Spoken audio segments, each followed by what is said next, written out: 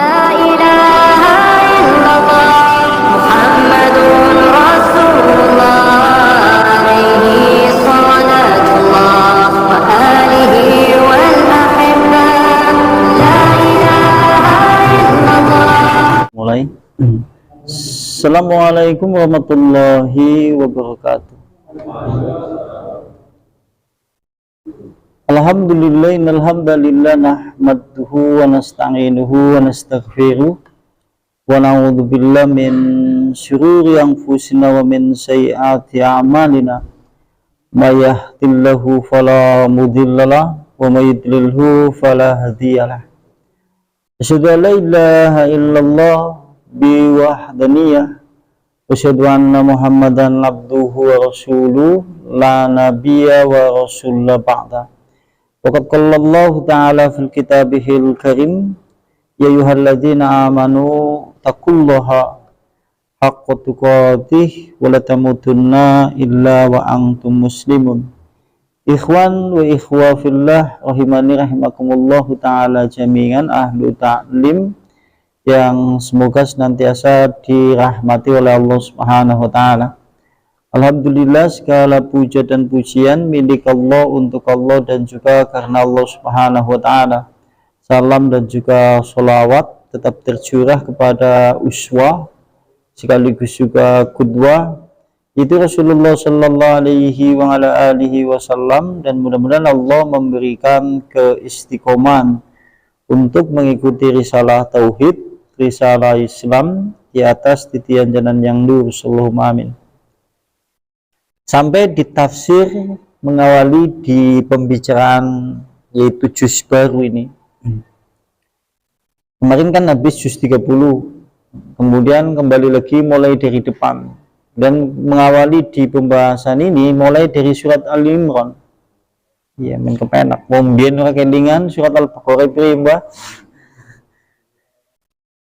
Ya.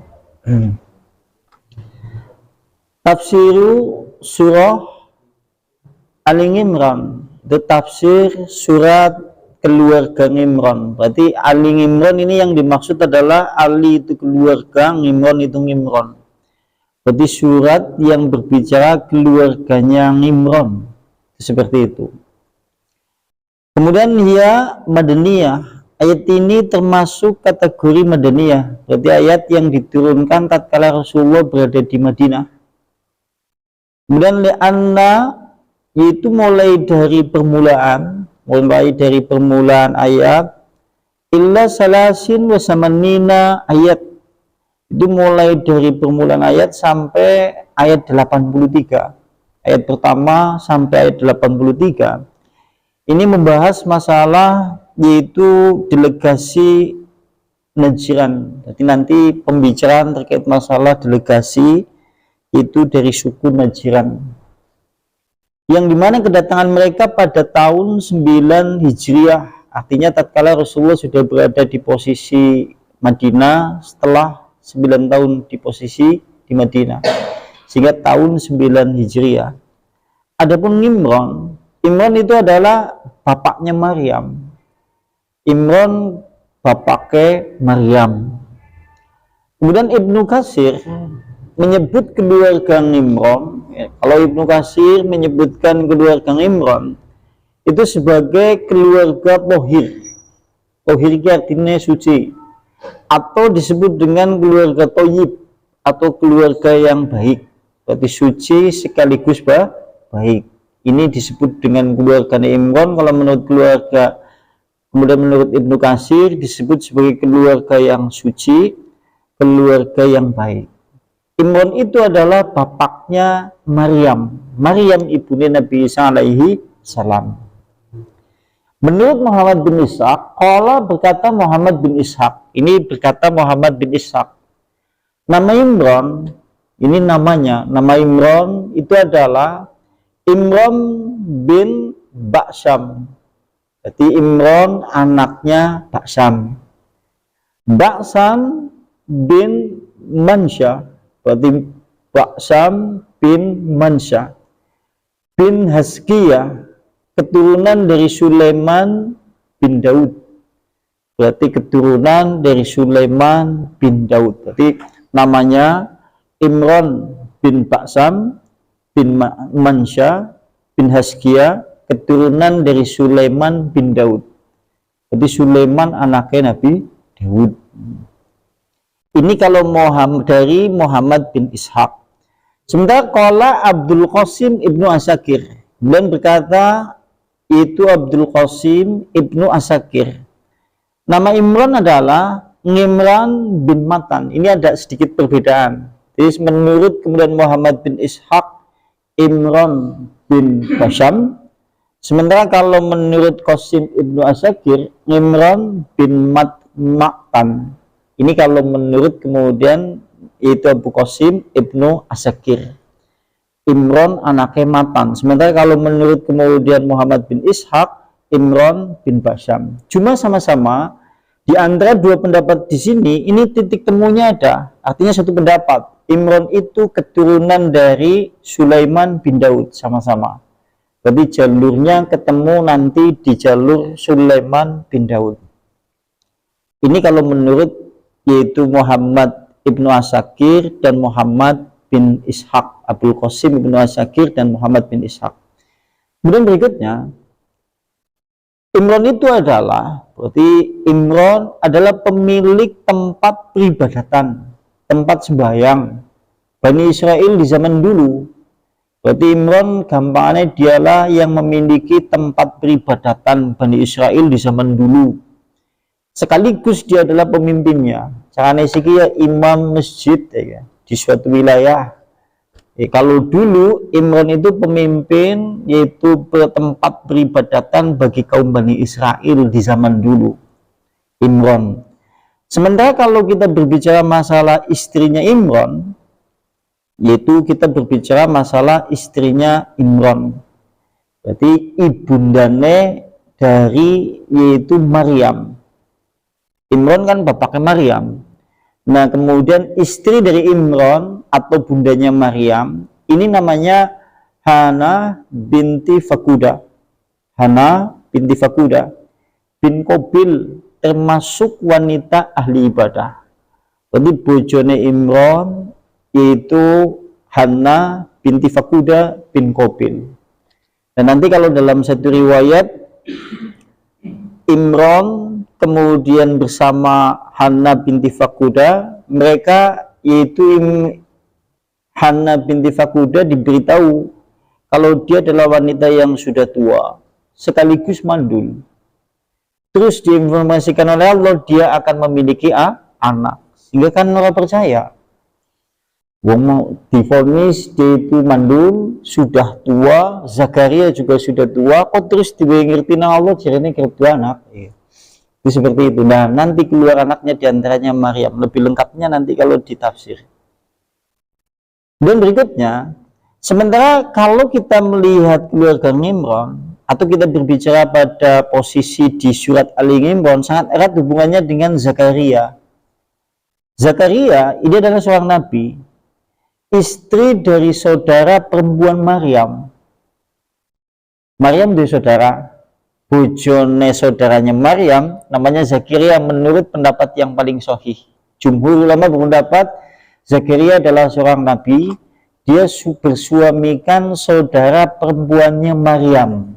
Berarti apa namanya Maryam? IP ya, IP ya, peripean lah kalau saya katakan, IP berarti. Sementara kalau menurut pendapat yang lain, ini menurut pendapat yang lain. Menurut pendapat lain yang namanya kemudian Zakaria, dia istrinya adalah bernama Asya. Bojone jenengane Asya, sama dari riwayat yang pertama juga iya, istri dari Nabi Zakaria adalah Asya. Cuma terjadi perbedaan pendapat. Satu menyebutkan dia adalah saudara perempuannya Maryam, satu pendapat menyebutkan bibinya Maryam. Berarti saudara perempuan dari jalur ibunya. Ya, kalau menurut pendapat yang cumanya saja yang paling diikuti oleh kebanyakan ulama yang tadi. Asya, istrinya Zakaria, itu adalah saudara perempuannya Maryam. Ini pendapat yang paling sahih. Sehingga sampai diabadikan di dalam Al-Quran menjadi nama surat. Surat Ali Imran. Surat keluarga Nimron. Nanti kita banyak berbicara kepada keluarganya Nimron. Itu seperti itu. Dan kita lihat sekarang. Allah Subhanahu wa taala berfirman dalam surat Ali Imran ayat 1 sampai dengan ayat 4. Ayat 1 sampai dengan ayat 4. Alif Lam Mim. Allahu la ilaha illa huwal hayyul qayyum. Nazzala 'alaikal kitaba bil haqqi musaddiqan lima baina yadayhi wa anzala taurata wal injil min qablu hudal linnas wa anzalal furqan innal ladzina kafaru bi ayatillahi lahum adzabun syadid wallahu azizum dzuntiqam. Alif Lam Mim. Allahu a'lamu bimuradihi. Hanya Allah yang mengetahui maknanya. Allahu adapun Allah, la ilaha, tidak ada ilah, tidak ada Tuhan ilah kecuali huwa, dia Allah, yaitu Al-Hayyu yang maha hidup, Al-Qayyum dan terus menerus mengurusi hamba. Nazala, dia Allah Subhanahu wa taala telah menurunkan alaika kepadamu Muhammad Al-Kitaba, kitab Al-Quran, bil haq, dengan hak. Musaddiqan, di mana kitab Al-Quran itu membenarkan lima kepada apa saja baina di antara yadaihi, kedua tanganmu. Maksudnya adalah membenarkan kitab-kitab sebelumnya. Wangzala, dan dia Allah Subhanahu wa taala menurunkan At-Taurat, yaitu kitab Taurat, wal Injila, dan kitab Injil, min qablu, dari sebelum diturunkan Al-Quran. Al-Quran dan kitab-kitab itu sebagai hudan, sebagai petunjuk, linnasi, untuk manusia. Wangzala, dan dia Allah Subhanahu wa taala menurunkan Al-Furqan, yaitu Al-Quran atau Al-Furqan. Innal ladzina, sesungguhnya orang-orang yang kafaru, mereka telah kafir, bi ayatina, dengan ayat-ayat kami, yaitu dengan ayat-ayat Allah. Lahum, bagi mereka itu adalah adabun, azab, sifatnya adab, syadidun, yang keras. Kemudian wallahu, dan adapun Allah, azizun, maha perkasa, du, yang memiliki intiqamin, yaitu siksa. Surat Ali Imran ayat 1 sampai dengan ayat 4. Kalau seandainya kemudian kita terjemahkan menurut bahasa kita, adapun Allah Subhanahu wa taala, dialah tidak ada Tuhan kecuali Dia. Dialah Allah yang maha hidup dan lagi maha mengurusi hamba-hambanya. Dan dialah Allah Subhanahu wa taala telah menurunkan kepadamu Muhammad, yaitu Al-Quran, dengan hak untuk membenarkan kitab-kitab sebelumnya. Sekaligus dia Allah menurunkan Taurat, menurunkan Injil dari sebelum menurunkan Al-Quran sebagai petunjuk kepada manusia. Dan Allah Subhanahu wa taala juga menurunkan Al-Quran sebagai Al-Furqan, pembeda antara hak dan batil. Adapun sungguhnya orang-orang kafir atau orang-orang yang mengingkari ayat-ayat Allah, bagi mereka adalah azab yang keras, azab yang pedih. Dan Allah maha perkasa, lagi maha memiliki azab ataupun siksa. Surat Ali Imran ayat 1 sampai dengan ayat 4. Dan kita lihat penjelasannya.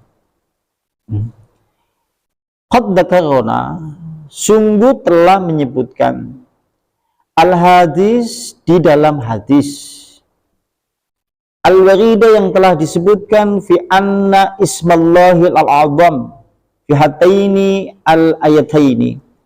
Sungguhnya dahulu di pembicaraan surat Al-Baqarah itu telah disinggung, yaitu Ismullahul A'zam, nama-nama Allah yang agung. Tepatnya itu pada surat Al-Baqarah ayat 255, atau yang disebut dengan ayat kursi. Ayat kursi kan kalimatnya hampir sama seperti kalimat di sini. Allahu la ilaha illa huwal hayyul qayyum. Sama kalimatnya seperti ini. Allahu la ilaha illa huwal hayyul qayyum. Maka adapun alif lam mim, kita kan sering melihat kalimat di dalam Al-Quran dengan menggunakan, mengawali kalimat alif lam mim, yasin. Nah, menurut ulama itu adalah kalimat huruf yang bertugas untuk setelah kalimat itu menunjukkan kemuliaan Al-Quran. Kalimat diawali oleh alif lam mim yasin, kalimat setelah itu biasanya menunjukkan yaitu kemuliaan Al-Quran. Kalimat-kalimat setelah kalimat-kalimat itu Allah Subhanahu wa taala seringkali kemudian setelah menyebut kalimat-kalimat alif lam mim yasin, maka Allah setelah itu menyebut Al-Quran. Contoh, alif lam mim dalikal kitabul la raiba fihi. Itulah yang demikian itu adalah Alkitab Al-Quran. Nah, sementara di ayat ini alif lam mim Allahu la ilaha illa huwal hayyul qayyum nazzala 'alaikal kitab. Ya Allah telah menurunkan Alkitab atau Al-Quran. Yasin wal Quran nil hakim. Nah, ini untuk menunjukkan yaitu kemuliaan Al-Quran setelah huruf-huruf itu. Sekalipun ada beberapa ulama yang menafsirkan alife diartikna Allah, lame diartikna Jibril, mime diartikna Muhammad. Maksudnya adalah Allah menurunkan Al-Quran kepada Rasulullah melalui malaikat Jibril. Ada yang menafsirkan seperti itu. Cuma jumhur ulama berpendapat bahwa kalimat alif lam mim atau yasin artinya yang pasti adalah hanya Allah yang lebih maha mengetahui artinya. Saya kalau perlu mikir-mikir alif lam mim tekan dina kiamat mikir apa ketemu. Soalnya kita tidak perlu kemudian kita pikirkan kecuali apa yang disebutkan oleh ulama-ulama dulu. Ulama-ulama dulu itu kebanyakan mereka menafsirkan hanya Allah yang lebih mengetahui. Jangan sampai jenengan sibuk mempelajari tafsir yang sifatnya mutasabihat. Mutasabihat sing tidak jelas maknanya. Nah, yang gane sampai mikir alif lam mim, alif lam ro, yasin apa, huruf wawu nang apa, kemudian polong nang apa, huruf wawu ketemu kambi, kemudian domah dadine dawa, tidak perlu mikir itu. Kenapa bat titik siji, bat titik telu jenengane orang-orang yang bodoh. Karena yang dimaksud dari kalimat di dalam Al-Quran itu sebagai petunjuk. Sementara ini kan ada beberapa golongan yang sibuk mikiri penafsiran sesuatu yang tidak jelas, yang jelas malah tidak dipelajari. Mulanya kadang-kadang nuju-nuju ana ngaji apa tafsir Al-Quran, takone sing mulang wis ngerti penafsirannya alif lam mim sing genah burung. Nah apa kemudian titik siji, nah apa tak kemudian titik loro, nah apa sak titik telu jawabannya takdir. Iya, kan banyak orang yang sibuk mikir seperti itu. Apa sih mikir itu? Karena itu bukan yang dimaksud dari petunjuk. Yang dimaksud petunjuk kan kita mempelajari isi dari Al-Quran. Sementara ini ada, nah apa Bismillah hurufnya 19, terus dihitung fathah pira, kasroh pira, sukune pira. Yang seperti ini yang tidak perlu. Karena kita dilarang untuk mempelajari hal-hal seperti itu, memetik dan tidak pernah kemudian ditunjukkan oleh Rasulullah. Mending baca Al-Qurannya langsung sing dimaksud apa. Sementara ini kan ada termasuk kalimat alif lam mim. Ya sudah, kita sandarkan saja hanya Allah yang maha mengetahui artinya. Jadi seperti itu. Sementara kalau kita melihat sisi itu kemuliaan surat Al-Baqarah, kemuliaan surat Ali Imran banyak disebutkan di dalam hadis Nabi. Yang jenengan lihat kemuliaan surat Al-Baqarah, kemuliaan surat Ali Imran itu banyak disebutkan di dalam hadis Nabi. Di antaranya adalah yaitu riwayatnya dari yaitu Abi Umamah Al-Bakhili qala. Itu Abi Umamah Al-Bakhili dia berkata, Sami itu aku telah mendengar Rasulullah sallallahu alaihi wasallam, sesungguhnya aku mendengar Rasulullah bersabda. Rasulullah sallallahu alaihi wasallam bersabda, Iqra'ul Qur'ana, bacalah oleh kalian semuanya yaitu Al-Qur'an. Fa innahu ya'ti yaumal qiyamati syafi'an. Karena sesungguhnya Al-Qur'an kelak pada hari kiamat menjadi pemberi syafaat. Al-Quran, kalau Anda itu sering membacanya, sering bercengkrama dengan Al-Quran, menjadi ahli Al-Quran, besok Al-Quran itu menjadi pemberi syafaat di sisi Allah, sebagaimana disebutkan di dalam hadis Nabi ini.